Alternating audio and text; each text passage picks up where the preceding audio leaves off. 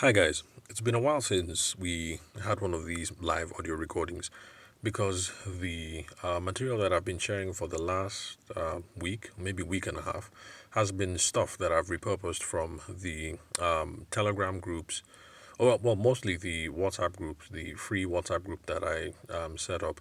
And I think, okay, I tried sharing one audio from the paid group so that you guys can get a flair for the sorts of stuff that we talk about, the kinds of assignments that we're trying to tackle in the paid group, but I wasn't able to share that directly from Telegram.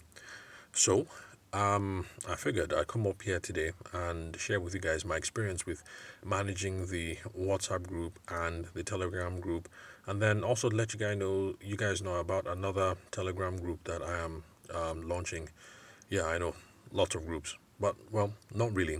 Because the free WhatsApp group, I set it up because I wanted us to explore how sales and business development skills can help to curb problems or tackle problems with doing business in Nigeria. And I achieved the aim for that group. It was meant to be up for 1 week, and I think we went close to 2.5. Yeah, I think we went, yeah, maybe like 2.5 weeks because people had questions, and I shared some of those questions with you guys so you can see some of the stuff that we're tackling there.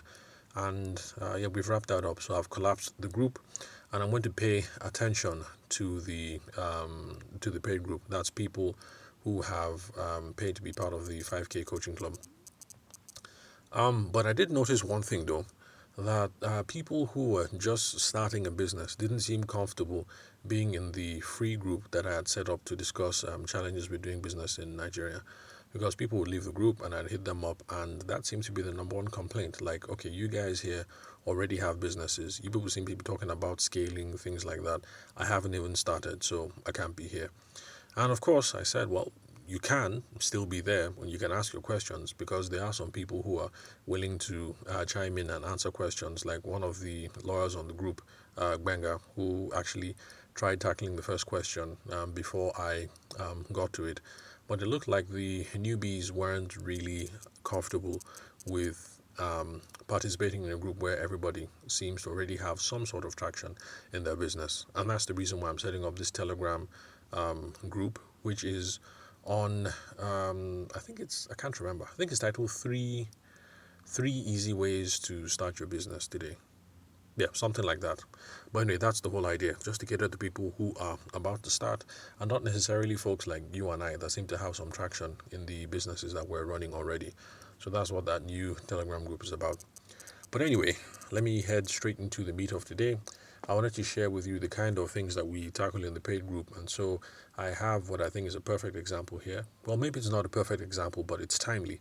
It's the sort of thing that it's what we're working on today, which is Friday, the 11th of August, 2023. It's evening time at the time of me putting up this podcast. So this happened much earlier in the day, actually. So I've been working with a guy, Billy, in Benin State, who sells automated devices, smart devices, security devices. You get the picture. Your Google, your Alexas, your security cameras, your automatic gate openers, your solar panels, the whole thing. Everything that makes houses smart and efficient these days. So he's been in other kinds of businesses before now, notably Forex and what else? I can't remember. And so he's now coming into the product space where you're actually selling something physical beyond trading Forex, trading currencies, or training people on how to trade currencies. So we came up with a prospecting plan for him, not just him, but other members of the group, because for some folks, just getting things on track requires just a simple prospecting plan because people are just winging it. You wake up every day and wing it. But if you have a prospecting plan, then you have repeatable results because you wake up, you're doing the same thing every day. You can track whether you're making progress or not, and then you can refine the process, repeat, and if you have a coach working side by side, just like me, then we're able to look at where you're going and then tweak it up or down, to make progress, optimize the whole thing, basically. So, in coming up with the prospecting plan, we've gone through what it is that he sells, the kind of people that he should be looking for. We came up with a list of some people. It included some property developers, some site engineers, things like that.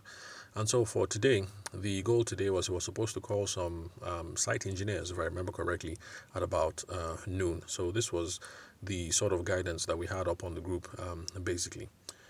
He wanted to know the call structure, how should he tackle the phone call, because even though traditionally he's not really a outbound person, pick up the phone call, go for a meeting, just like I would do, he's willing to take a stab at this sort of thing. And so we are currently walking him through all that.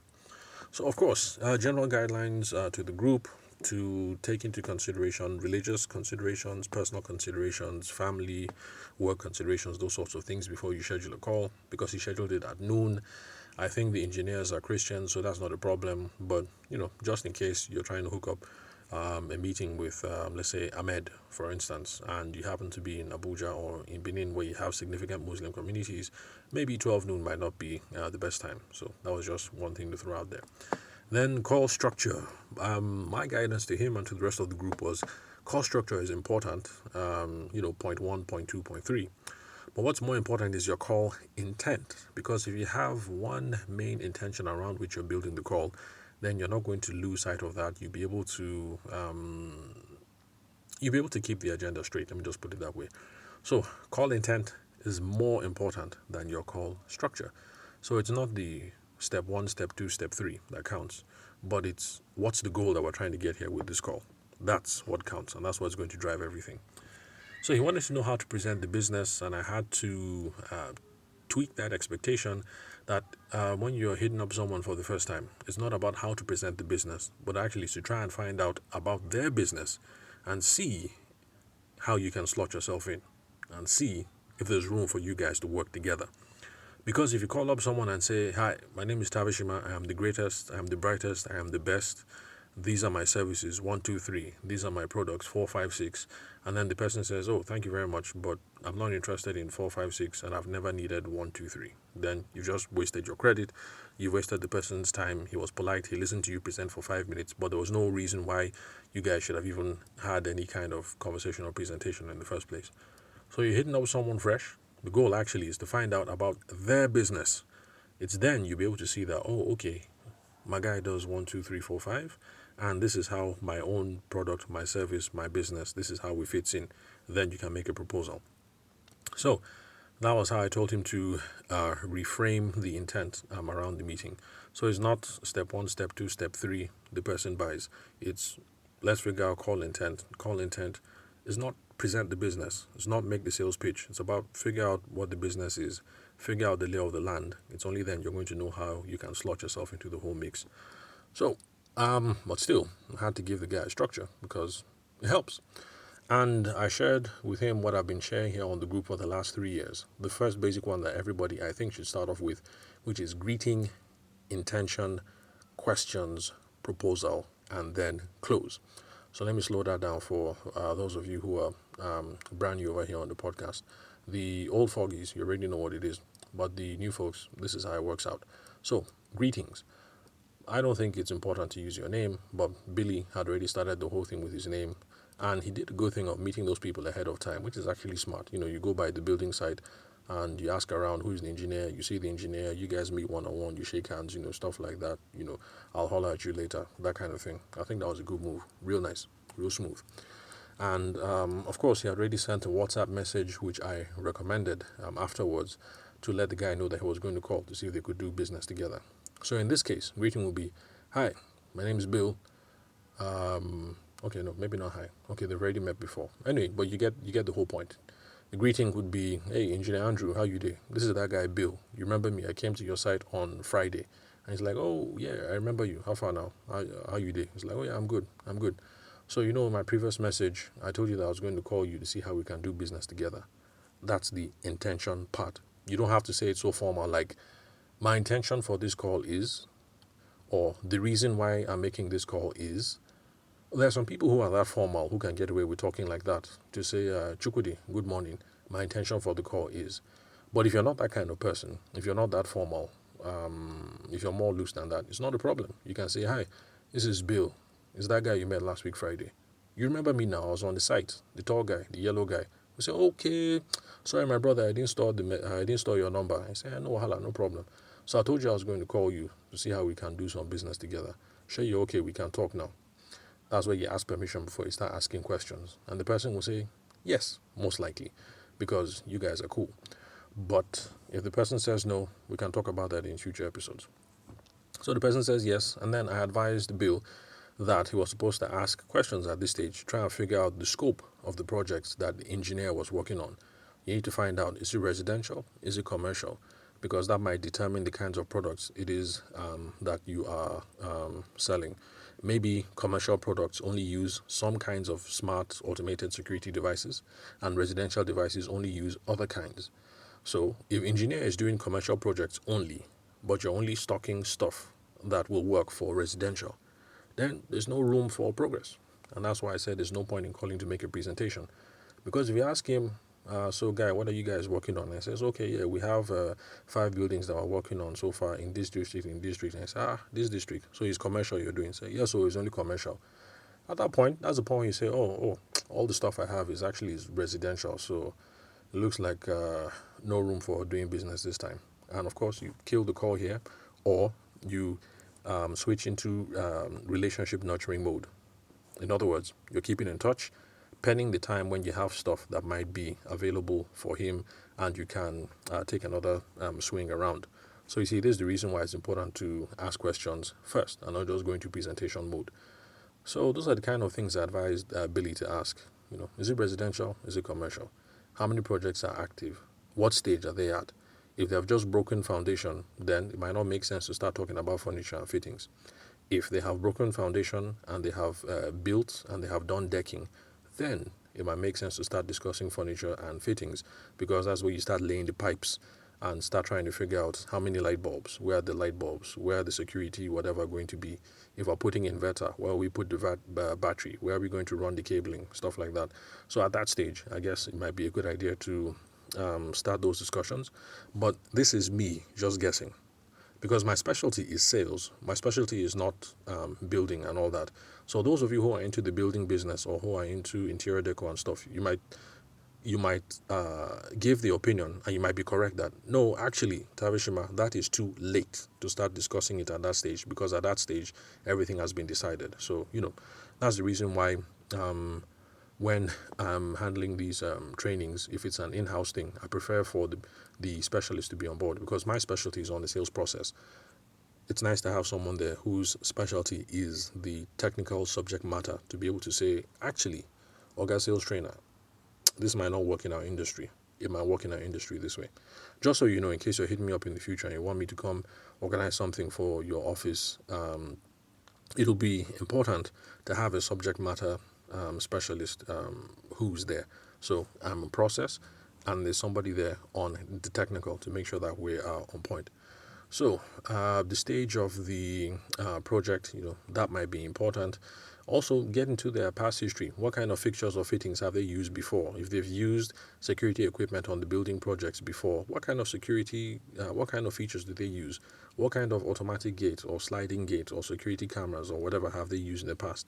You need to know that so that you know what kind of inventory to show them. Because if these are people that are used to working with China grade only, and you only have mostly Belgium grade or whatever, I don't know what the classifications are, then you might need to get some more inventory or partner up with someone who has that kind of inventory to see how you guys can close the sale, and maybe you get a commission, but you get the whole picture. So these are the sorts of things that I advise Bill to do, and that's the kind of way that you should be thinking.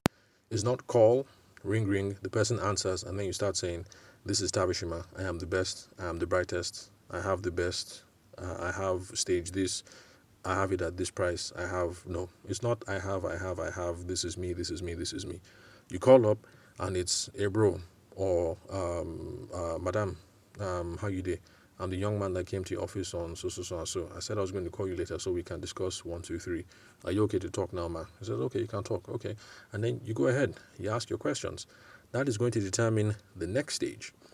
Because the next stage is, after all the things you've heard, you're now going to be able to say something like, okay, based on all the things we've spoken about, I think you're looking for X, Y, Z, and ABC. We have those things in the warehouse, and we can supply them, but it will be between the price range of 1, 2, 3, and 4, 5, 6. Are you interested in that? Does that work for you? Does that make sense? This is really important, because when you give the person a range and the person says, that 500 shot is kind of high, but let's see what you have. You now know that you're closing expectations. There's possibility of closing a deal. But then if you give that range and the person says 200 to 500, are you mad? The last project that we worked on, we didn't spend anything more than 50 naira per unit. Then you know that, okay, this is a bad deal. There's no room here. Just weave the conversation and exit, rather than showing up to the person's office and you guys now start, that thing where you feel like they're taking you for granted or they're pricing groundnut, and then you start feeling like this person doesn't respect you and all of that. So at the proposal stage, it's nice to put out soft figures, so everybody is kind of in agreement that we don't have a fixed price yet, but we're anywhere between here and anywhere between here. Then that is where you're going to ask for the close. That is where you ask the person to take the next step. So you say, okay, since we're cool with option ABC within the price range of 300 to 500 per 1 unit, then I'm going to be in your office. I'm going to be around that your side next week, like around Monday, 9 a.m. Will you be in the office then? He says, yeah, I'll be in the office. Okay, so I can bring samples, and then let's see if we can come up with a fixed proposal for you guys. We can come up with a quotation for you guys so that you show site engineer. And he will either say yes or he will say no. If he says yes, good. Then that is the purpose. That was the purpose of the call from the beginning. Find out, is it worth doing business with this person? And then book a meeting where you will go and haggle and price and negotiate and everything and try to close at that meeting. If the person says no, and they're trying to fix a new time or a new date, it's okay, you're on track. If the person says no and they're not budging on anything, then it means there's something else that we have missed in this whole process. We didn't qualify properly. We don't have a good sense of their need. Maybe they don't think we are credible enough to handle the job. It could be lots of other reasons. But anyway, we'll talk about all those points when we get to them, and that's the whole point of the podcast. But bottom line, these are the sorts of things that we're tackling in the paid group, and you can see that it is nitty gritty. It is ABC. It is execution. It's not a matter of ideas. We're talking specifics here. There's a prospecting plan. There's a date. There's a time. There are 2 site engineers. We've come up with a goal for the call. We've come up with a checklist that we're supposed to go through. So that's the point. Those are the sorts of things that we're doing pretty much on the paid group. So you want to be you want to take advantage of that or paid coaching options, then I've been giving my phone number on the podcast for a very long time now. It's 080-6466-2140. The country code is +234. So just hit me up, let's chat, and let's see how I can be of use. I'm also going to be sharing some of the material that I'll share with the newbies who are not able to decide what kind of business that they want to get into. I'll be sharing that over here just in case we have any intending people who happen to be lurking in the background and are trying to learn while trying to decide, so that they can derive value from that as well. Okay, so that's it for today. It's been fun coming back here in front of the microphone, since I've just been sharing pre-recorded stuff. So yeah, it's been fun. I know to you guys it didn't make a difference because you guys were still hearing from me every day, but I kind of missed the experience. Anyway, so that's all for today. You guys have a wonderful weekend. I'm not sure if I'm going to be able to put up episodes for tomorrow and for Sunday, because I have a meeting scheduled for early tomorrow, and let's see what else. A bunch of some stuff cooking over on the weekend. So yeah, that's it. So I'll catch you guys at the next podcast episode. If you guys don't hear from me until Monday, then you'll have a wonderful weekend. Thanks for your time and attention. See you guys then.